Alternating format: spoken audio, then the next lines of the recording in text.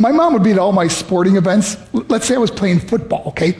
My mother would be on the sidelines, and if the play on the field started going one way, my mother would run along like, Mark, get him, get him. I'd be like, oh my gosh.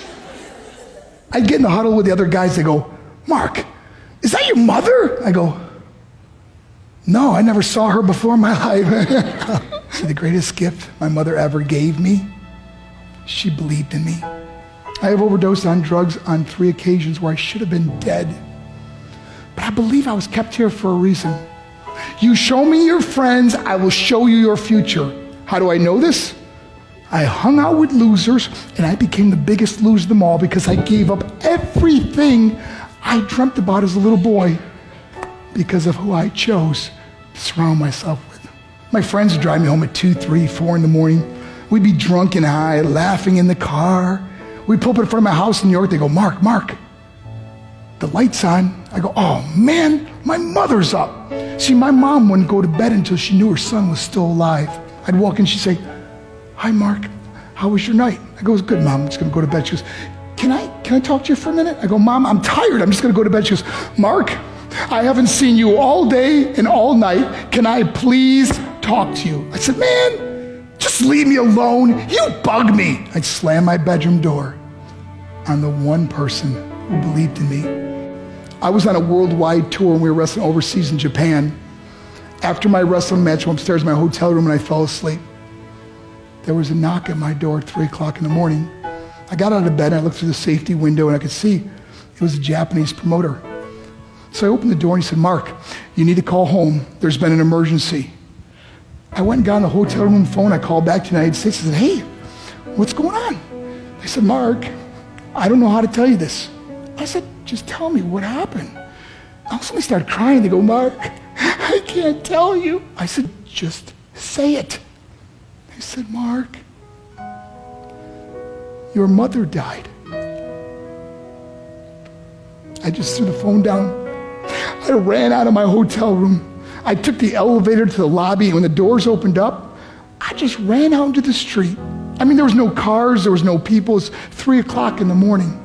And I walked down the middle of a street in Hiroshima, Japan, and I remember looking up and just saying, Mom, I am so sorry. I flew home for her funeral, and I was so nervous to walk up to her casket, so I just stood way in the back.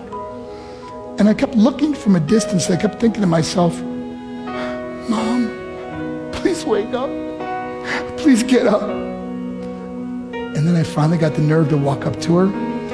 And as I got closer, I could see my mom for the first time. I mean, she was so beautiful. She was dressed in white. I mean, she looked like an angel. And I just stood over it. I said, Mom, you are my hero. Everything I am, everything I hope to be was because of you. You loved me so much. You gave me a life. You're the only one that ever believed in me. How did I repay her? By getting drunk, by getting high, by getting stupid, by hanging out with losers? For what? All she ever wanted to do was talk to me. I wish I could talk to you now, Mom. I wish you could see what I'm doing. Why couldn't I have been a better son? We are defined by our choices. But if you surround yourself with people involved in drugs and alcohol and pills, it's a dead end. I'm not here to preach to you. I'm here to tell you I lived that life. It leads to broken hearts, broken relationships, broken dreams, and death. For what? To get high? If you have a mother or a father, when you go home, tell them how much you love them. See, my whole life was about being rich and famous. I had to be a millionaire. I had to win the race. I had to win the race at the expense of my marriage, my family, my friends. For what?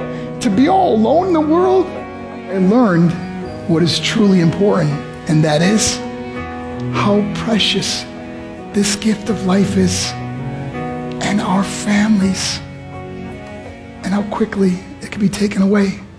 See, I no longer live in time. I live in moments. See, it's not what's in your pocket that matters. It's what's in your heart that truly matters. Love Love is just a word until somebody comes along and gives it meaning. You're the meaning.